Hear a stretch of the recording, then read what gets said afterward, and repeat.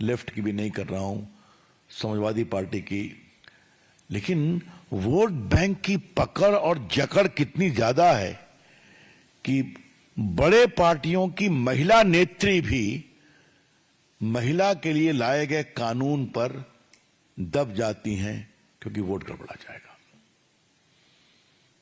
ये दूसरी कहानी हुई। बीच में कई और मामले आए हैं। अभी तक एएमयू में एससी एसटी को रिजर्वेशन नहीं है, मालूम है ना आपको? वो मामला कोर्ट में चल रहा है। देश कहां तक जाएगा, ये बड़ा सवाल है। इसी कड़ी में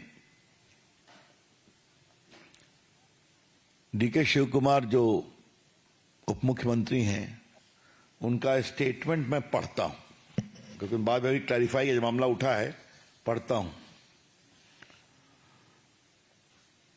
ये जब पूछा गया News 18 India diamond state summit पर, वो बोल रहे थे there is a big debate going on regarding this issue, जो मुस्लिम रिजर्वेशन हुआ है 4% गवर्नमेंट कॉन्ट्रैक्ट में।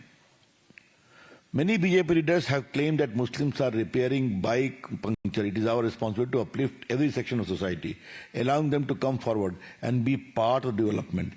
We have initiated something and we know that everyone will approach the court. Many judgments have altered the constitution over time. Let us see, let us watch, let what court comes out. We have started something. I know that everything will go to the court. Let us wait for some good day. The day will come. Lots of changes are there. Constitution will be changing. There are judgments which alter the constitution also. इसका क्या मतलब है? क्या आवश्यकता पड़ी तो हम संविधान को बदलेंगे ना? मैंने उनके बिल्कुल वक्तव्य को पढ़ा दिया। अब बाद में उनका आया है, जब हंगामा हुआ, I have not said that we are going to change the constitution.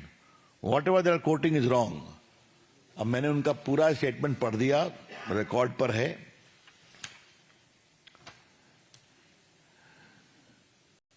कहां तक जाएंगे आप? भारत के संविधान में religion based reservation is not permissible. आपको पता है, डॉक्टर अंबेडकर की उक्ति को भी हमने कई बार कहा है, अभी फिर पढ़ दूंगा। आप बैकवर्ड जो हैं, बैकवर्डनेस के आधार पर रिजर्वेशन देंगे।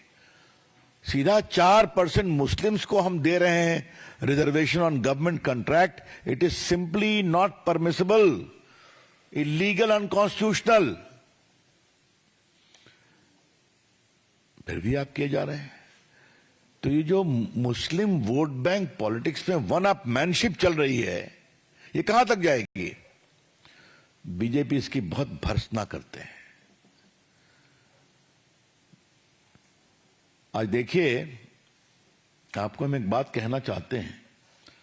नागपुर में जो हिंसा हुई, वो हिंसा किसने कराई, ये सारी बातें सामने आ रही हैं ना। उनका एजेंडा क्या था, उनके लिंकेज क्या थे, कहां से विदेश से भी उनको प्रॉम्प्टिंग होती थी। अभी तक कांग्रेस पार्टी ने कुछ कहा है क्या? इसे हम सही नहीं मानते।